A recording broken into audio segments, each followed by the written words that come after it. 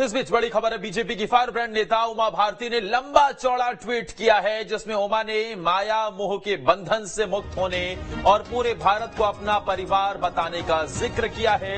उमा पर परिवार से जुड़े लोगों की वजह से कई बार सियासी आरोप लगे हैं। ऐसे में उमा का ताजा ट्वीट चर्चाओं में है। उमा ने लिखा है कि मेरी संन्यास दीक्षा के समय पर मेरे गुरु ने मुझसे और मैंने अपने गुरु से 3 प्रश्न किए। तो लंबा चौड़ा ट्वीट किया गया है उमा भारती की तरफ से, और उस ट्वीट में उन्होंने तमाम बड़ी बातों का जिक्र किया है। उमा भारती की तरफ से ट्वीट किया गया है और देखिए ये ट्वीट किया गया है। मेरी संन्यास दीक्षा के समय पर मेरे गुरु ने मुझसे एवं मैंने अपने गुरु से 3 प्रश्न किए। उसके बाद ही मेरी संन्यास की दीक्षा हुई। मेरे गुरु के 3 प्रश्न थे। 1977 में आनंदमयी मां के द्वारा प्रयाग के कुंभ में ली गई ब्रह्मचर्य दीक्षा का क्या मैंने अनुसरण किया है? क्या प्रत्येक गुरु पूर्णिमा को मैं उनके पास पहुंच सकूंगी?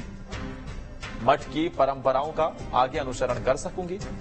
तीनों प्रश्न के उत्तर में मेरी स्वीकृति के बाद मैंने उनसे जो 3 प्रश्न किए वो ये कि क्या उन्होंने ईश्वर को देखा है? मठ की परंपराओं के अनुसरण में मुझसे कभी कोई भूल हो गई तो क्या मुझे उनका क्षमादान मिलेगा? क्या मुझे आज से राजनीति को त्याग देना चाहिए? पहले 2 प्रश्नों के अनुकूल उत्तर गुरुजी द्वारा मिलने के बाद मेरे तीसरे प्रश्न का उनका उत्तर जटिल था।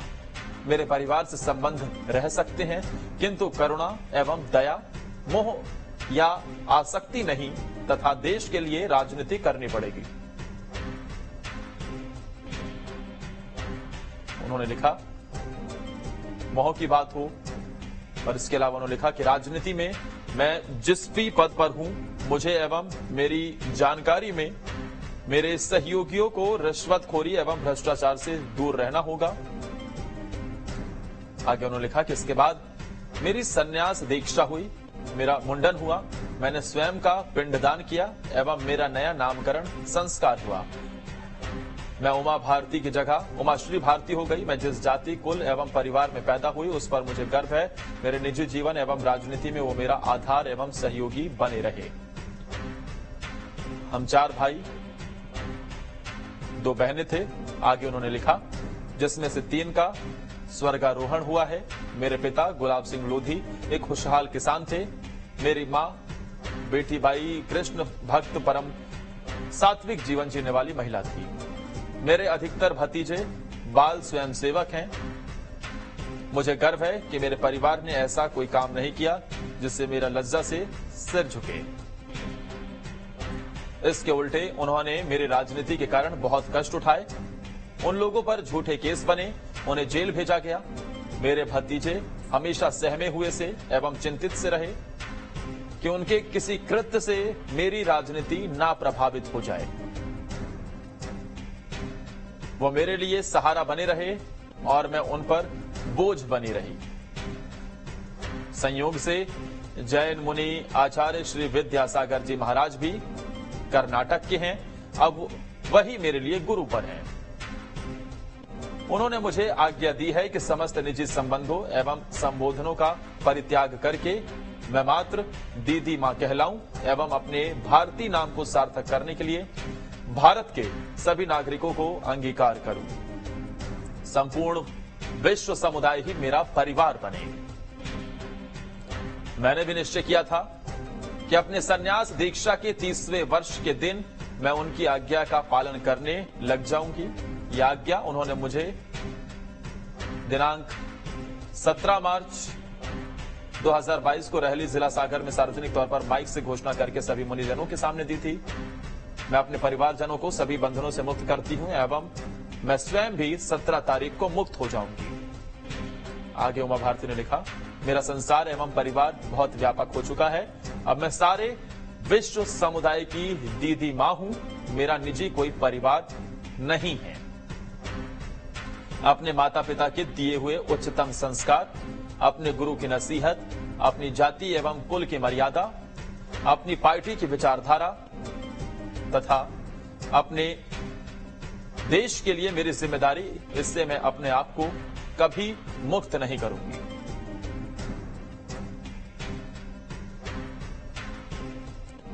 ये ट्वीट उमा भारती की तरफ से किया गया, जो हमने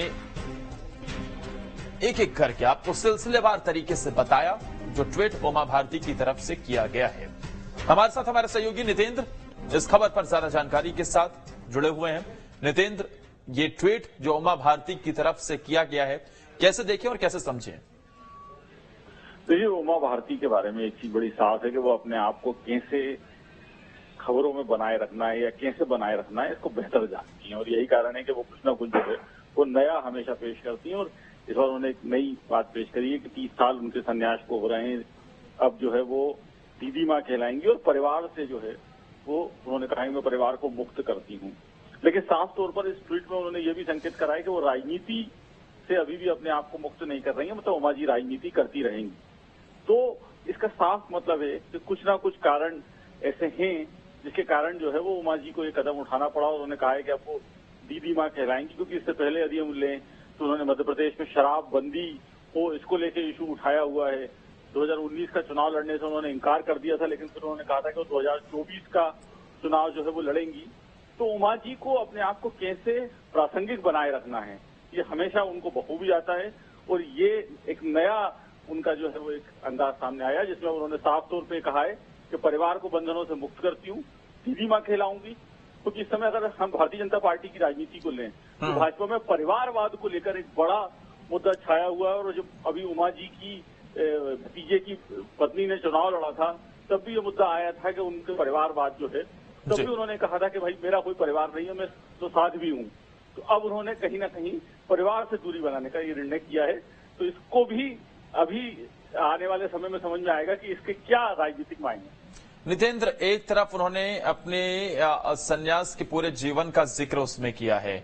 उन्होंने जो भी जीवन में अभी तक जितने भी प्रतिज्ञाएं ली, जिस तरीके से वो आगे बढ़ी, उसका जिक्र किया है, परिवार का भी जिक्र किया। और दूसरी तरफ उन्होंने इस बात का भी जिक्र किया है कि अभी देश सेवा करने की दिशा में वो आगे भी राजनीति में करती हुई नजर आएंगी, राजनीति में वो सक्रिय रहेंगी। अब क्या इसे आने वाले विधानसभा चुनाव से पहले उमा भारती की धमक भी समझें कि जिस तरीके से ये माना जा रहा था कि कहीं ना कहीं उमा भारती के जो राजनीतिक करियर है, क्योंकि केंद्रीय मंत्री रही, कभी मध्य प्रदेश की मुख्यमंत्री रही, ऐसा बीच में लगने लगा कि उमा भारती का कहीं राजनीतिक करियर अब खत्म होने की कगार पर तो नहीं है। तो क्या ये समझें कि उसे एक बार फिर से जीवंत करने की दिशा में या फिर मजबूती प्रदान करने की दिशा में भी कुछ कदम उठाए जा सकते हैं?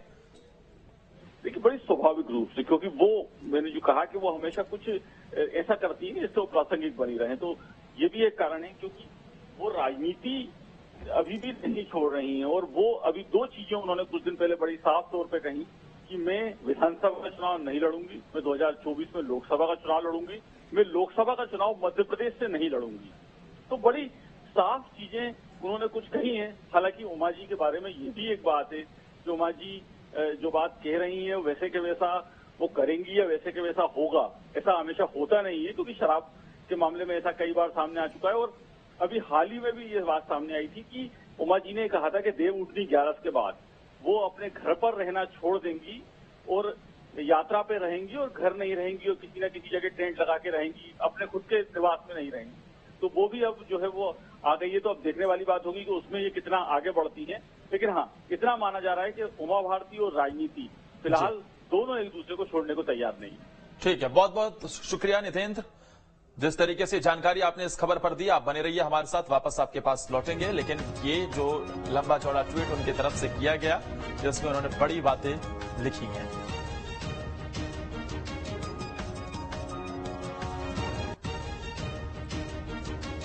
वहीं एमपी में कांग्रेस